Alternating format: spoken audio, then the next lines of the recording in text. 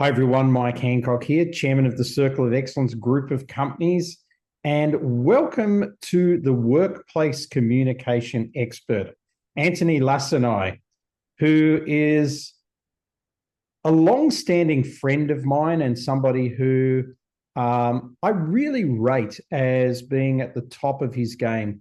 He's one of the best-known speakers in Sweden and experts in his area, which is communication. And today he's going to be talking about superpowers of communication. And I think for him in his career, certainly in the time that I've known him, I've found him to be a very steady person in his communication. Lots of clarity happens when you're talking with Antoni. Lots of clarity when you listen to him talking from a stage. And he has that ability to remember the detail as well. And I think that's something definitely I can learn from, because when you talk to a lot of people like we do, sometimes it goes in one ear and out the other. Well, not with Antoni. He remembers even the smallest things. So I think he's a brilliant communicator. And Antoni, welcome. I'm very much looking forward to what you have to say. The pressure is on, remembering all the details. Going on a mingle or something like that. I can't remember half of the names afterwards anyway. So yeah, but we'll give it a try for sure. Absolutely. Hello, everyone. Good to see you live here. And hello, everyone who will watch this afterwards as well. Yeah, we'll talk about communication today. It's bloody hard. We think that we know how to communicate just because we learned how to pronounce words when we were 1 year old and then connect them to two words when we were 2 years old and so on. But it's really hard. And I do have some insights that I would like to share with you for sure. I don't know if anyone heard when I was held at gunpoint at a young age? Have you heard about that? Give me a hands up if you have. No? Oh, okay, good. Because this is actually a pivotal moment. For me, I'm looking at my life and I can see pivotal moments for what happened, why I chose to do what I do. So here's one of those reasons. I was young. I was about 24, so not that I was a young adult, and I had been out with my friends. It's 2 o'clock. It's in the night. It's a warm summer night, and it's in Sweden. So warm means 20 degrees Celsius. Just so you know, it's a warm summer night. And I'm on my way home and I'm drunk. I just have to admit it. I was out with my friends. I'm drunk. So I'm trying to get home to my, in downtown Gothenburg, where I lived at the time in Sweden. And halfway to my home, finally I meet two people. It was completely, abandoned otherwise, but two punks around 18, 19 years old. And they approached me. One of them said, "Hey, you," which in Gothenburgian means, "Excuse me, sir."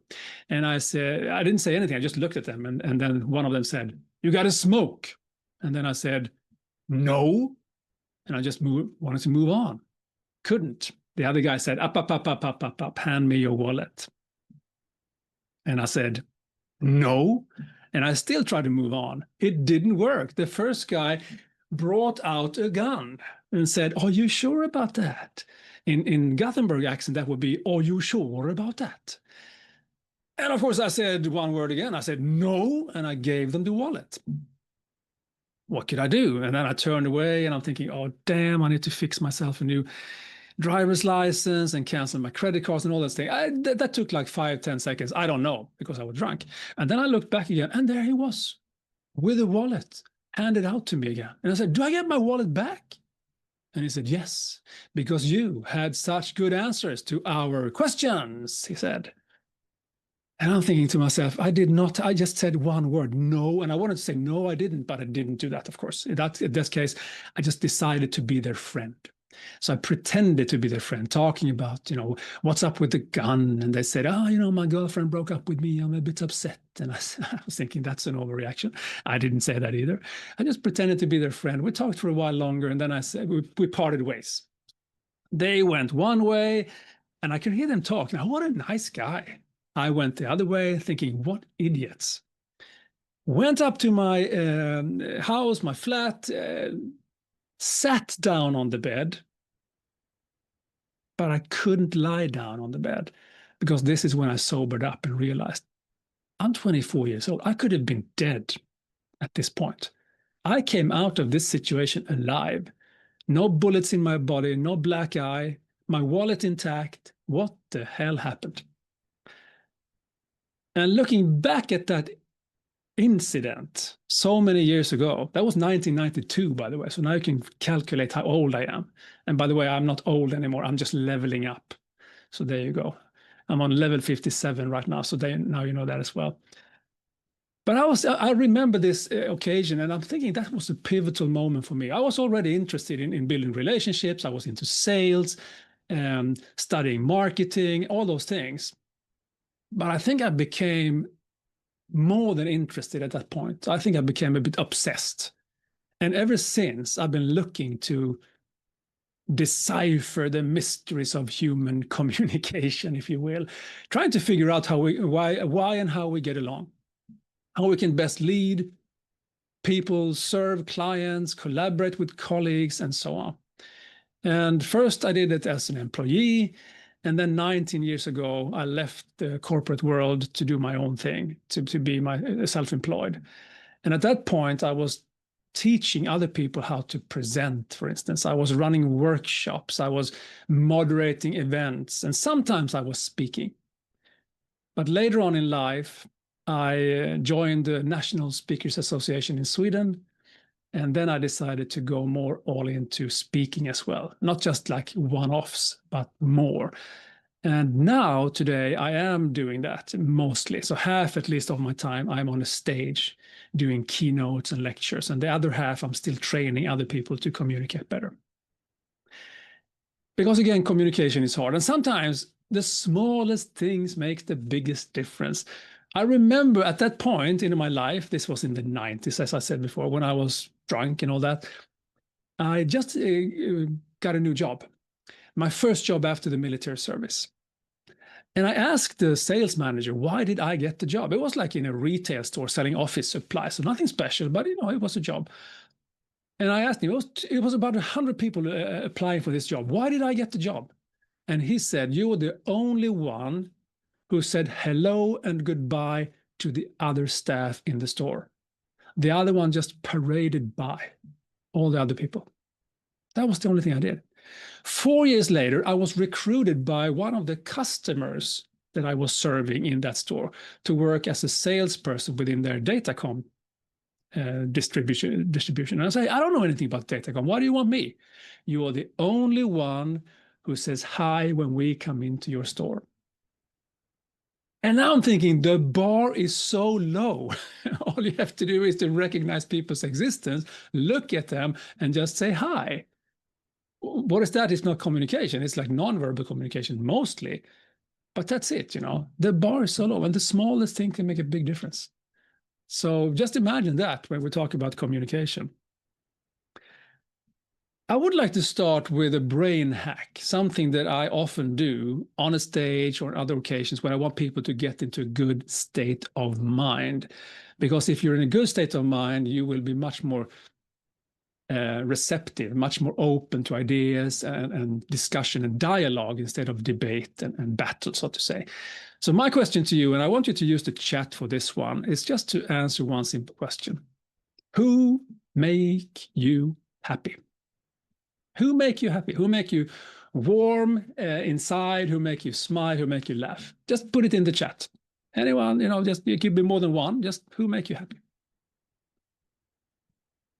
Mike is quick. Landy, of course. Me, says Diane. I like that. That's the third time since I've been asking this question, many years by now, that somebody says me. Oh, again, Claire as well. Cool. Feeding off each other here, perhaps. My daughter, Sam says. My daughter. Not always, Jeffrey says. That's very honest of you. Nadia said my children as well. Here's the thing. I asked this question. It could be like 200 people, 1,000 people. I still ask the question. And normally people say my friends and my family. Some people say my colleagues.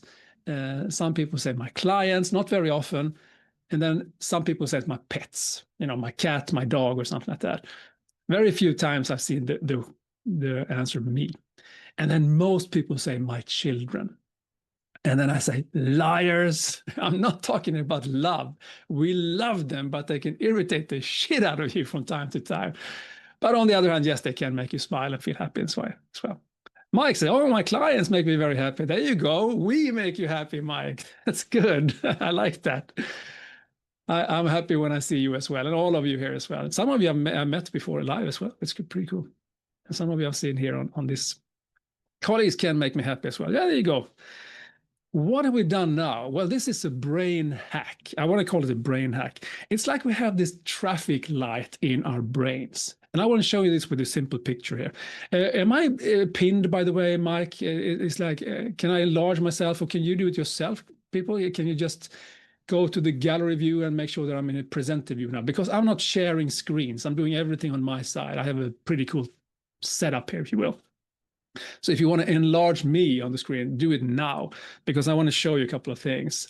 Like, for instance, not that one. I want to show you this one. Here we go. Here's the traffic light in our brain. Red, yellow, and green. This is taken from psychology. Mostly everything I'm talking about is psychology anyway, so this is one of them.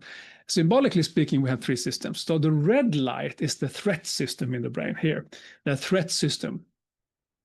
We need it to survive as a species. We cannot be too naive. We need some of it.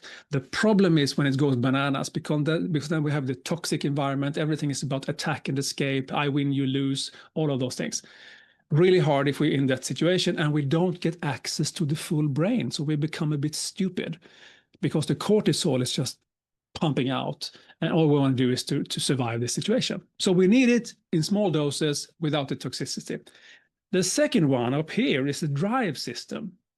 This is when we need this as well, because we need to find food, shelter, find a potential partner to, mix our DNA with. We need all those things to also survive. And when we do it, when we find something, when we reach our goals, our targets, we feel good. We get a dopamine high for a while, and then we want to do it again. That's how it works. So we need that too, but it cannot be too much of it, because if it's too much of it, we burn out. But we need it. Finally, we have the comfort system over here. Comfort system, the green light. This is where we have access to the full brain. We are at ease. We feel unthreatened. We feel good around people. There's no threats going on right now. So me asking you who make you happy is you going to the drive system, figuring out who it is, and then you go to the green light mindset, if you will. Use this as a metaphor, if you will, for where you want to be with people. If you can make them feel good around you, they will be open to new ideas instead of just searching for problems. This is part of, for me, the way we, how our attitudes and mindset will influence how we communicate. Does it make sense? Give me a thumbs up if it does. Yeah, cool. So for me, there is a clear link, and I want to show you this one as well, between our mindset. I'm using a heart for this one, the mindset. How that leads to how we communicate. If we're in the red light, where we communicate in one way, if we're in the green light, completely different way. So that's how we communicate. And that will lead to how motivated people will be when you speak to them, how engaged they will be when you speak to them. So if you have, for instance, team members, co-workers, your communication will determine their engagement. And the engagement is the key that unlocks performance. So performance is the next step here. Communication is the key that unlocks engagement. Engagement is the key that unlocks performance. And ultimately, it will create some sort of results. This is the link I'm talking about here. Communication in itself is nothing, but the effect of the communication that we have leads all the way to some sort of outcome through people. We say sometimes we are not islands or something like that. We are one, we have to connect more. And that makes sense. This is the link. So that's why I'm speaking about communication. I do it from this context. It's not by itself. We can be super technical, and I will actually give you some super practical tips as well, but it's about this link.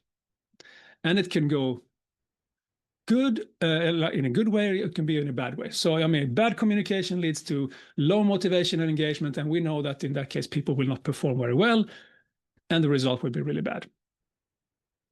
So that's the link for all of it. Okay, with all that said, I have written and co-written 14 books by now. The 15th will come out on Friday. I've written a chapter in that book as well. It's from the Virtual Speakers Association that I've been part of, so I have the first one. Claire, are you not in the book as well? Yay! No, you're not? Okay, well, too bad. I was hoping that you would be my co-author. We are 16. Can't remember every name here. So, but I will come back to that at the end, because I will actually ask you to do something for me. Buy the book for $3 if you can, so we can get it up there on the Amazon list as well. All right, so one of those books is called Employee Engagement. It should be called Workplace Communication, really, but I called it Employee Engagement. And in that book, I share 20 insights on workplace communication, but also the 3 communication superpowers. And by the way, I'm mentioning this because at the end, I'm going to give you a QR code where you can download this book in a PDF, so you have it as well. So during all those decades that I've been looking into communication, I've distilled it into those 3 communication superpowers. And I'm going to show it to you right now, all of them, and then we give examples of each one of them. That's the plan. Is that okay? I'm going to look at you again. Yes? If you said no, I was thinking, okay, what should I do now? I can talk about something else. How I became global. I actually decided to become global in 2020, and then the pandemic hit, and I became global virtually, but it wasn't enough. And then I met Mike, and then I started to work with a Circle of Excellence, and then I actually become global. So now I am global. Part of that is thanks to you, Mike. So thank you for that. All right. Let's look at the 3 communication superpowers. Here they are. Energy, empathy, clarity. Energy, so that people believe that you believe. Why should they if you don't? And it's mostly visible in the oldest form of communication, millions of years old, before we even became Homo sapiens. And that's the non-verbal communication we're talking about here. So energy acts like a magnet. People are drawn to people with high energy. Negative and positive. You have, in politics, you can see how negative energy, people are drawn, negative people are drawn to people with, leaders with negative energy. But what we're talking about here is positive energy, of course. So it's like a magnet. And I remember my parents told me at one point, they were in Crete, in Greece, on a vacation. And you know how it is on restaurant streets. You have some restaurants who are filled with laughter and fun and music and people. And then there are some that are completely empty. You know how that works? Give me a hands up if you which kind of restaurant you want to go to. Do you want to go to the busy one where there are music and laughter and fun? Give me a hands up if you do. All right, cool. Give me a hands up if you don't, if you want to go to the empty one instead. I don't have anyone here, but in a crowded audience, when I speak on stage, there's always a couple of people who raise their hands. And then I insult them. I say, okay, so you're the engineers. And then they laugh, and then I say, or finance. And then they laugh a bit more. And then I say, you know what? You can actually be very good at calculating because you get food quicker over here. You might also be an introvert who doesn't like all that noise. So it's quite okay. But my parents went there. My mother said, let's go here. No, my dad said, let's go there. They went there. They got food really quick because that's what he wanted. And then they went like 300 meters to a fountain, and then they puked for 3 hours because they got food poisoning very quick as well. So be careful with that. People want to normally go where other people are. Go to a trade show, an empty booth? No. A busy booth? What's going on? So we do want that feeling of energy. Okay, that was that. Let's go into the other one. Empathy. Empathy so that you understand people, so that they feel that you get them, or at least try to get them. So empathy is one of those superpowers where you are very attentive, listening. You give them the one thing you can never get back in your life. What could that be? Put it in the chat. What is the one thing you can never get back in your life? Time. That is correct. So if you pair time and attention, that's the biggest gift you can give anyone. So empathy is really important from that perspective. I'm looking at the chat right now, and some people say, sometimes quiet is good. Yeah, I agree. But I was in Lithuania recently speaking for 1,500 HR professionals. And the day before, one of my speaker colleagues and I went out to have some dinner, and we disregarded all the empty places immediately because we were not sure about the food. So we went to a place where it was semi-busy, not too busy because we still wanted the food. All right, so time is the one thing. Empathy, so that you understand them. Now, empathy is also the most fragile of the three superpowers, because as soon as you feel superior or entitled to a lot of things, you lose empathy. And when I speak to leaders, and a lot of what I do is about leadership communication, I tell them to beware about this, because people will recognize this immediately. I want the best parking space. I want the corner office. I want this. I want that. You can't have it. I will have it. They know it immediately and they don't like it. So be careful with that. Again, talking about insulting people, engineers, and so on. I ask people, again, in the audience, how many of you drive a car? And most people raise their hands. Okay, talk to your neighbor, find out who has the most expensive car. And then they do that for 30 seconds. And then they raise their hands if they have the most expensive car. And then I say, you are the one who will not stop for pedestrians crossing the street, according to an experiment in the US. The more expensive your car, the less likely you are to stop for pedestrian crossing the street. And I say, if you have a BMW, it's included in the price. So now I get some more laughs, and then I've insulted all the BMW owners as well. So, after a while, I don't have anyone left, It's very strange. I don't even stop when I'm in a rental. There you go. Well, you should be humble here, Mike. We need to be humble when it comes to that. That's empathy. We can go into it a little bit more later on. Finally, let's go into clarity. So empathy is for you to understand them. Clarity is for them to understand you. And this is where it gets bloody hard, as I said before. We're a couple of people in this one. Hands up if you have ever, the last week, just at the last week, have you misunderstood somebody the last week? Give me hands up if you have. If you didn't raise your hand, you just misunderstood the question. It's impossible not to misunderstand people. We are not that person. We don't know what's going on in their minds. So we can only guess, and we can come close, but we will never be exactly, we cannot understand them completely. So we do it all the time, and they misunderstand you as well. This is the strangest thing. People say, but I said so. So obviously they should know. No, they don't, because they might think about something else. It's like, we've been around now for almost 20 minutes, more than 20 minutes actually, and you have been zoning out from time to time, thinking about other things. Give me a hands up if you can acknowledge the fact that you have. Yeah, there you go. You have not been completely attentive with everything I've been saying. Here's the thing about attention right now. 2004, we had an attention span, according to science, of 150 seconds. 2014, 10 years later, it was down to 75 seconds, cut in half. Introduction of smartphones and so on. 2024, it's down again to 47 seconds. We've been talking for more than 47 seconds. Of course, you've been somewhere else. I'm trying to engage you, involve you, and so on. We're using the chat and using the hands up, all of those things to draw you back in. But I know that you've been thinking about other things as well. So it's really hard. And also to be clear enough that you will remember anything I said. So we'll talk a little bit about what you can do there as well when it comes to making people remember it, because it's not enough that they understand you. They also have to remember what you said, if you want change to happen, of course. I'm going to look back into the chat here. Brussels is not for you, my God. There you go. Okay. It's still, going on with I'm not stopping for anyone. All right. One more thing when it comes to the superpowers then. I will show it to you again, the one here. If you have to prioritize them somehow, having one as the most important one, or at least the starting point, which one would you choose? Put it in the chat again. You have energy, the nonverbal communication. You have empathy, the ability to listen in. And then you have clarity, make them understand what you're saying. Which one would you put as number one in that case? I'm going to look at the chat here. Yeah. We have energy, we have empathy, energy, empathy, no clarity so far. Nobody thinks it's important to be clear. Oh, there we got one, Rob, thank you. We have all of them right now, cool.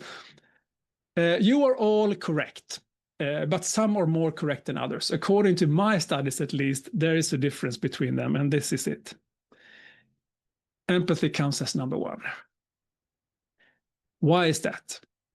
Well, because if you don't know who you're talking to, how can you be sure that you make yourself understood?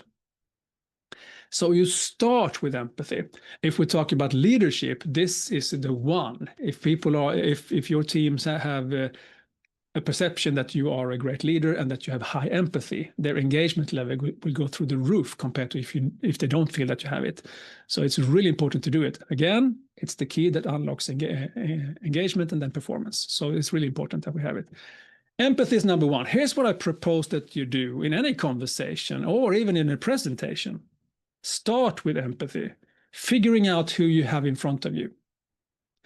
Then tailor your message to them. You cannot have one message for everyone. Engineers and finance will not speak the same language even. So you have to figure out who it is that you're talking to, what is important for them, and so on. And then you design your message accordingly, and then you deliver it with the right energy. That's the flow. And then some of you can say, okay, I'm really good at one of them at least. Let's see if I can go back to this one. I'm good at one of them. Isn't that enough? Absolutely not. If you only have energy, but you lack clarity, you run around, in the conference room or on a stage or wherever, you become a clown. You don't want to be a clown in your business. Claire's laughing at you. Of course you don't want to be a clown.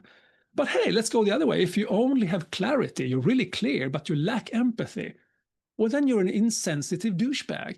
Nobody wants to be around you. But then empathy, as I said, is the one. Well, if empathy is all you have, nothing will happen. You will be a therapist just asking questions all the time about how people feel. Not good enough. You need all three of them in a balance, just like Nadia is saying here. You need the balance of them.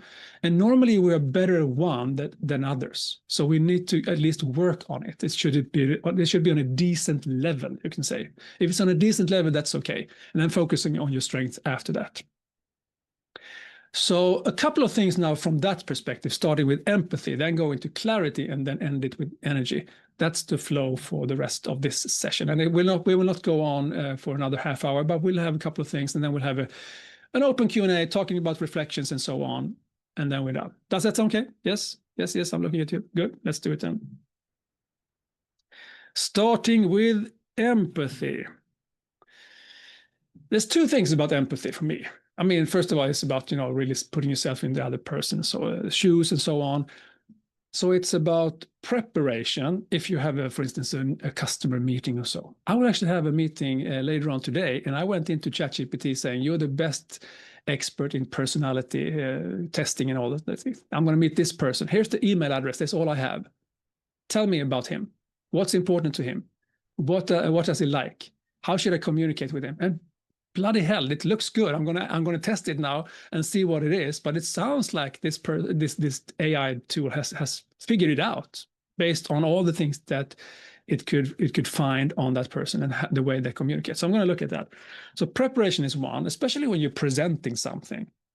Do the preparation. Find out who it is. If it's a business that you're going to meet, well, what are their KPIs? What's happening in their business right now? What's the situation and so on. Find out. And the other one is connecting. How can we connect once we speak to them? Of course, if it's a conversation, then you do it already. You can do some work before, but then you validate while you're in the conversation as well. So spend a lot of time on asking the right questions, listening, not to respond, but to understand. Big difference. Do you remember the story I told you about the gunpoint thing? Okay, so the morning after, I went to my work, and there was one colleague of mine. His name was Lars. And I said, Lars, I have to tell you about what happened last night. And I told Lars about what happened last night, and his response was, that was nothing. You should have seen my brother. And then he talked about his brother for the next 15 minutes, how he was in a worse spot than I was, and so on, belittling my experience. And I don't want to talk to Lars ever after, not about important things anyway, because he didn't listen. He just registered what I said and then just went on with his own story. That's not what I wanted in that case. So we can do a lot here if we connect in the right way, if we listen in the right way. And I have failed many times, but sometimes I actually made good things as well. One of the times when I failed was when I couldn't connect. I had a customer meeting, or a potential customer meeting, a big company in Sweden. You might have heard about them, H&M, clothing company. Yeah, this was 17 years ago. I was still a rookie in my self-employed world. I went there, met the HR director or something like that, and we had a really good conversation going on. He was witty, he was quick, I was the same. But then he said, I will resign, I will actually be a pensioner in 2 weeks. So I will introduce you to my successor. And he did. That was nice of him. But the new person was really slow. And I couldn't adapt. I went on just like I did with the first one. And he was, whoa. It was so strange. I didn't reach him. I didn't connect. Nothing happened. I went out from that meeting saying, shit, I trained people in this. And then I did the mistake anyway. I called him up. I said, thank you for meeting me. I think it was a really bad meeting. And he said, what? And I said, yes, I was too eager. Nothing happened. It wasn't good. It wasn't good. And he said, no, everything is fine. We know what you have. It's good. Let's be in touch. Do you think he ever called me after that? No. He didn't even respond to my calls after that. And I didn't work with H&M for all these years, up until actually last week, when after 17 years in a completely different department, did my first work with H&M. That was like revenge. I got back into the game. Took 17 years. Still long.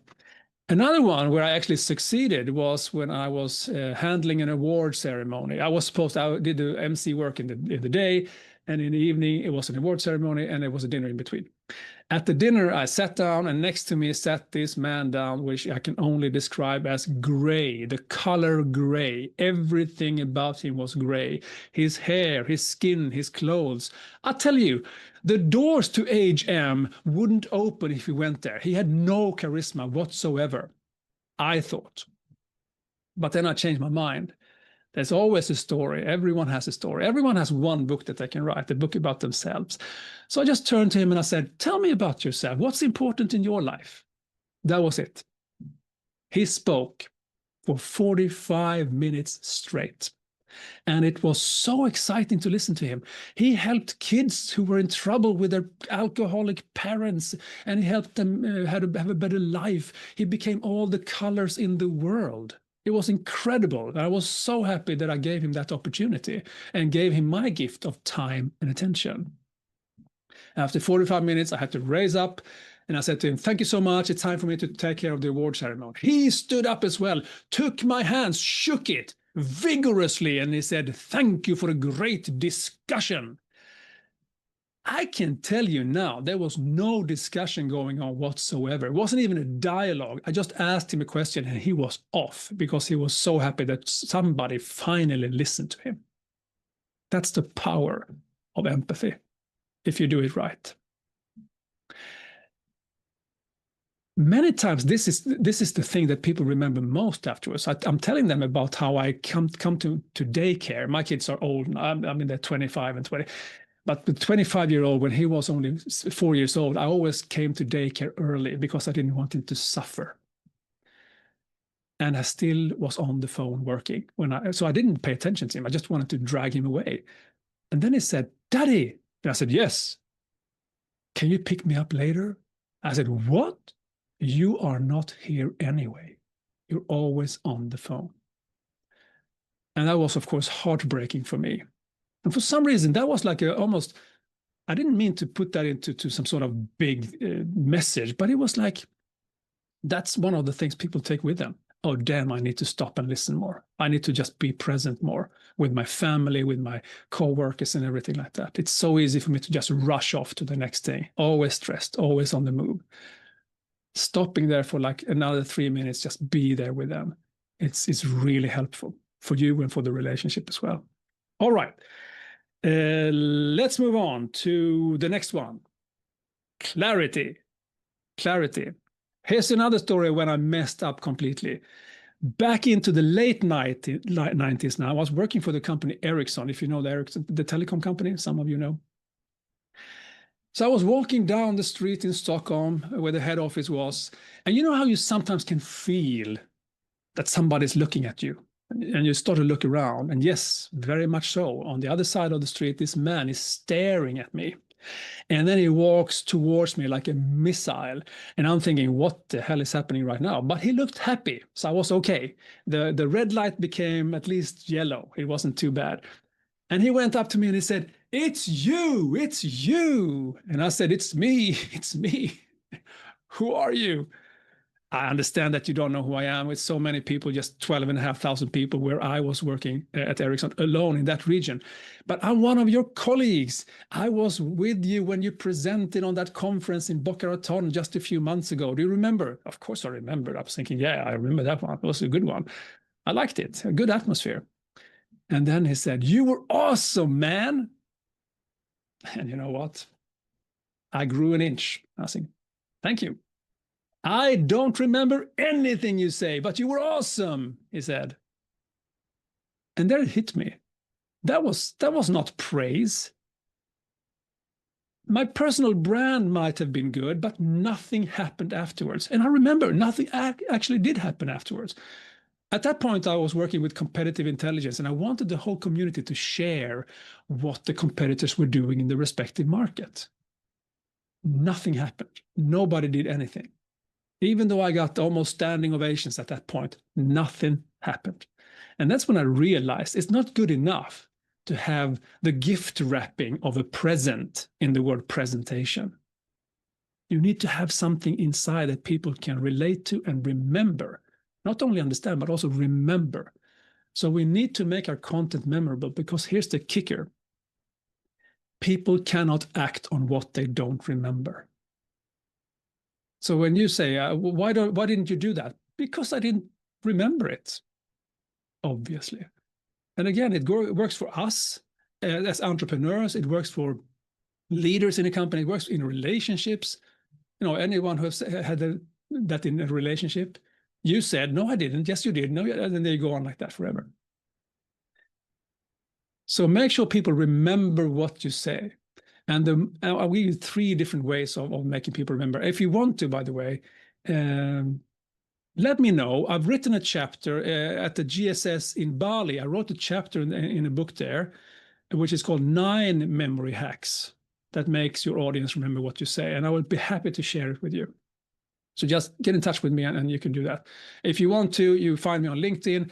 My name is the only one in the world with, I'm the only one in the world with that name. So you can find me on that one as well, Antoni@lacinai.com. So there you go. Just get it to me. Sam, please do it like that, because I won't remember otherwise. Just send it to me or something so we can do it. I will be happy to send it to you. All right. So 3 things you can do. Number 1, dress your message in a story. Storytelling is borderline magic, because it doesn't only reach out, it reaches in. Hands up if you remember the story about the 2 punks who tried to rob me. Yeah. Okay, let me ask you about that story. When during the seasons we have was it? Was it winter, autumn, spring, summer? Where was it? Put it in the chat if you do that. Summer. Yes, Agnes, it was summer. Was it during the day, the evening, the night, the morning? When was it? Night. How many people did I meet? 2. Yeah, there we go. 3. No, Claire, it was 2. Me and 2 other. Okay, so we were 3 together. That's okay. That's okay. And there you go. 20 degrees. They are exactly 20 degrees. I said that specifically to give some more and my specificity into it. So storytelling is really, really good if you want people to remember. But also, remember this, stories without some sort of relevance is just entertainment. Stories with relevance, that's when the magic happens. So when I talked about how I failed, for instance, it's you, I don't remember anything you said, but you were awesome. That's me teeing up for the fact that you need to be memorable when you speak. That's the part of the clarity. So if you can connect those two, then it's really important. If it's just a story about somebody not remembering, then it's not good enough. So you need that combination. What do you need in a story? Super simple when we talk about non-fiction. We talk about business storytelling, corporate storytelling. A time and a place, a person, a problem, and a solution. That's it. A time and a place is even optional, but if you have them, people will remember it better. That's when I said long time ago in 1992 in Gothenburg, west coast of Sweden. So there you go. It's easy for people to remember what you say when you put a time and a place. But the rest is just you have to have them. It has to be about someone. It could be about you. It could be about someone else. It could be even a more abstract entity, like a client of mine also experienced this, and then you can talk about that as well. It doesn't even have to happen, by the way. It could be in the future. Imagine when, and then you can take a story about what could happen as well. So it doesn't have to be a true story. So it has to be about someone. It has to be something that they have to overcome, an opportunity, a problem, a challenge, something, and then it has to be a solution. What happened then? If you have that, you have a corporate story. It's not like in the fiction world. If you ever read Mike's book, the trilogy right now, but I think it's going to be a fourth book, isn't it, Mike? With your truth seekers. I've read all of them. That's a different thing. That's what's called a hero's journey. It's much more complicated. It's 12 steps and all that. And you all seen them if you looked at movies like Harry Potter or Star Wars. It's the same concept, or The Matrix. Starting about someone in a mundane world, pretty boring, and then they're invited to a journey, and then they're off to this whole journey, and then you find out who the bad guy is, who the good guy is, and they come out of the situation wiser. That's not what we're talking about here. It's much more simple in a corporate world. So use those things, time and a place, a person, problem, and a solution, and then add some specificity to it by using the 5 senses. If I can see what you see, if I can hear what you hear, if I can feel what you feel, even taste and smell what I will be in your story. I will sucked into the story. I will remember much more of it. Thank you, Mike, for giving that. I didn't have much of a slide for this, so I just want to talk about that one. You got that one now, okay? Stories, really important, especially when you connect them to a relevant fact or something you want to get across. Good. The second one is taking things from the abstract world into the concrete world. Stories can do that as well, but you can also use metaphors and analogies in a really clever way, because people will remember it much better if it connects back to their own world somehow, where it's much more concrete. Every time we talk about nutrition, it's really hard, but if you talk about oranges, it's much easier. And the same goes for everything. I mean, I was in the telecom world back in the days. I think it's 5 people in the whole world who can genuinely speak about 5G, like properly, knowing exactly how it works. For the rest of us, it's enough that I say it's like a super fast digital highway. People get it. It's fast. That's all we need to know. And what about the song from the Archies that I really like? It's called Sugar. You know that song? I'm going to sing to you right now. It goes something like this. Sugar, ta ta ta ta ta, honey, honey, ta ta ta ta ta. You are my candy girl. You know the song. Do you really think they sing about glucoses or bee vomit? No. They sing about this girl that they want to date or marry or do something else with. That's all. And we get it immediately. Sugar, that's the metaphor for her. An analogy is when you say it's like a super fast highway. And there you go. It's the same thing. The third thing I want to add here is the power of 3. We remember things in triads. So if you have one message that's the best, you can use 3 examples for that one. Never have more than 3 messages, because then it's just too much of a cognitive overload in the brain. Most of our fairy tales are based on the number 3. 3 wishes from the genie. 3 piglets and the big bad wolf, 3 bears for Goldilocks. We can go on like that. And it's the same with a lot of things we remember as well, like blood, sweat, and, what is the third word? Blood, sweat, and what? Put it in the chat. Blood, sweat, and tears. Yeah, there you go. Gold stars to you.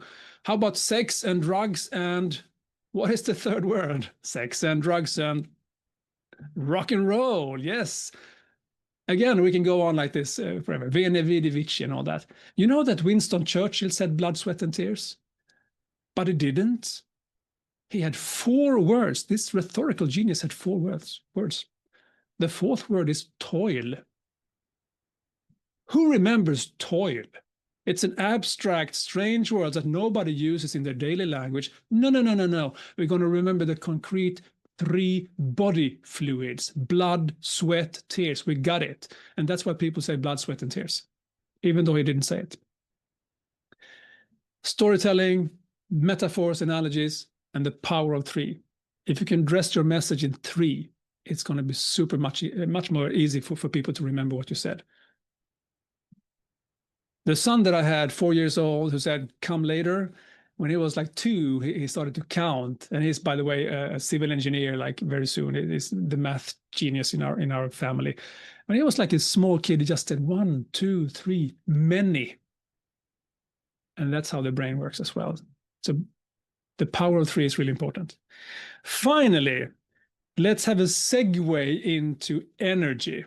And I want to show you this quote from Maya Angelou that I think many of you have seen. "I have learned that people will forget what you said, people will forget what you did, but people will never forget how you made them feel." I see some nodding here. How many of you have seen this one before? Okay. And if you haven't, give me a hands up if you like it. If you like it. Do you like it? Yeah? Well, I just told you that people cannot act on what they don't remember. So how can you like this one? It's not good enough, is it? I really like it as well, but it's not good enough from a communication perspective. If they don't feel you, they won't follow you. That is probably a fact. This is what I believe is the truth. But they have to act in order to do something as well. And that's when the whole memory part comes in and the clarity that you need as well. So this is good, but it's just halfway there. Information creates understanding. Emotions creates action. So yes, it's good, but they also need to have some understanding of what it's about. So non-verbally, we can do so many things. I'd like to test one thing with you right now. I will show you again on this side a person A and a person B, and I would like you to actually, what you can do here, you can unmute yourself and just shout out which one you believe is most okay when you see them, and you have 1 second to do it. So this is not about analysis here. If you take more than 1 second, you get the grade F for fail.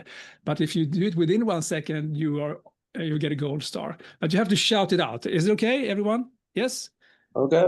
Diane, are you with me as well? I see that you're still muted, Yes. and Claire as well. You need to unmute yourself now because I'm going to show you this picture now. So here we go. 1, 2, 3. Hey. Hey. Hey. Wow, it was more than 1 second for most of you, but still okay. Claire even wrote it down. A. Yes. I mean, we don't know anything about these 2 people, do we? Nothing. But this is how the brain works. It takes like 0.35 seconds for us to detect the facial expression. And if you look happy, then probably you're more okay than if you don't. But at this point, we have no idea. This is called the primacy effect in psychological language, but most of us knows it as the power of the first, you know what it is? Impression. Claire says it, but she was muted, but I can see it on her lip there. The first impression. But we have no idea. What if both of them are witnessing somebody kicking a dog? Would you still think that A is better than B? Probably not, right? So we have no idea. But this is the power we have from a nonverbal perspective to get people to feel good. You smile all the way, by the way, all the way up to your eyes. So this is a smile. This is not a smile. So it's called a Duchenne smile. You have to have some wrinkles here in order to make that really smile. You have an open body language, which means that your hands are not here or here or here. It's here. It's open. Can you still hear me, by the way? I'm moving away from the microphone. It's okay? Yeah. That's enough for people to feel unthreatened, to go from the yellow to the green instead of to the red. So creating that feeling of openness and vulnerability will help them also be at ease with you. And there are more things we can do, of course, when it comes to that. And actually, I think I will just give you a link to my downloadable material, because that's where you have the chapter. I can do it in the chat here now. And that's where you have another small booklet from me of 51 gestures and what they mean. It's called Understanding Body Language. So we can get that as well. I mean, I have tons of things that I can just give away to you, so you can use it as much as you can. But there are a number of things you can do from a body perspective, body language perspective, but also from your voice as well. So let's use some of them at this point. I'm going to step away a little bit here so you can see more of me. Is it okay? Still, the sound is okay? Yeah, all right. So what if I meet you in person and I do this? Palms up like this. What do I signal now? Put that in the chat. What is this for you? I see. I'm open. Okay, Claire left it. I'm open, honest, friendly, open to conversation. Yeah, exactly. Yeah. I'm even confident because, again, I dare to do this. There's nobody's putting a spear inside me here. So this is okay. I'm open. Should you do that all the time? Absolutely not. Not a good idea, because it also means that you are inviting people of their opinions. But if you have an opinion that is really strong, you don't want to debate it, then you can't do this. You can't say, you absolutely should buy my product, it's the best one in the world. Because it's really not, right? Because you do this. In that case, you just turn it like that instead. You absolutely should buy this product, it's the best one in the world. You just move your hands like this instead. That little simple gesture will make a big difference, because now you're making a statement. Now, if you do this all the time, it will come across as insensitive. Not good. This is mansplaining in many cases. Like this story I heard about this man trying to explain the content of a book to a woman, and even when he found out that she wrote the book, he could not stop. He just went on like that. That doesn't work. Ton of things you can do with your voice, with your body language, the energy part of that. If you have a good energy, high energy, paired with high clarity, you also get a lot of engagement with people. So find a way to balance these two as well when it comes to your presentation, for instance. Again, you can have a very dynamic voice or a very flat voice. We're not going to go into it right now, but you get the idea about it. We can only say that if you have a computer fan going on or something else in your building and it turns off, then you notice it. You don't notice it otherwise. You just put it aside. And that's exactly what's happening if you have a too flat voice, for instance. You need to have a dynamic voice as well if you want people to pay attention and listen to you. I hope all of this made sense to you, but I want to end my part because we still have 5 minutes then if there's anything you want to add. And I also want to show you as well the link now to that you can download things for as well. But I want to end with Milton, my youngest son, turning 21 next week. But when he was only 6 years old, I asked him, can you tell me, Milton, what is the difference between being able to hear and being able to listen? Now, Milton is our social genius. Elliot is the math genius. And Milton looked up at me and he said, you are the communication expert. You should know. And I said, yes, but I'm interested in your opinion. And then he said, pay attention. To be able to hear, Daddy, that is simply to not be deaf. That's all. But to listen, that's when you really try to understand what the other person is saying. And not only what they're saying, but also what they mean. Do you get it? I'm looking at my son for 3 silent seconds before I say, welcome to the company, my son. He got it. He really understood the power of empathy, the power of listening instead of just hearing sound waves. He got it. So the 3 communication superpowers are empathy, so that you understand people, clarity, so they understand you, you make them feel smart, and then energy. So you deliver it with the right body language and voice to match that message. That's it. If you do that well, you get along with people better, build better relationship, influence more people, and as a positive side effect, you become more charismatic as well. There you go. I want to show you two things. The first thing is on Friday, this book will come out on Amazon. And if you have $2 or $3 over, find it and buy it on Amazon so we can get that up to the list. Connect, Lead, Succeed. I am one of the co-writers over here. 16 of us is writing this book. This is a conference in a book. The whole concept came about when I talked to Dixie, who edited the book, saying, hey, why don't you act as a moderator in the book, introducing each speaker? So it's a pretty cool concept. The second thing I wanted to give you then is the whole, and this is what I give after a keynote as well. It's this QR code, which leads you to a hidden page on my webpage where you can download the book I talked about, also go into downloadable material. We have lots of more things to give, I can give you. You have the link to my LinkedIn and all sorts of things. So this is for you. Use it as much as you want to. And with that, only 2 minutes left on the clock. I say thank you so much. Antoni, thank you so much. I think that was amazing. I think that for the people on watching this who ever want to speak, that was textbook brilliance in working your audience online, using different modalities, standing up when you speak. I think you did a wonderful job. The content was fantastic.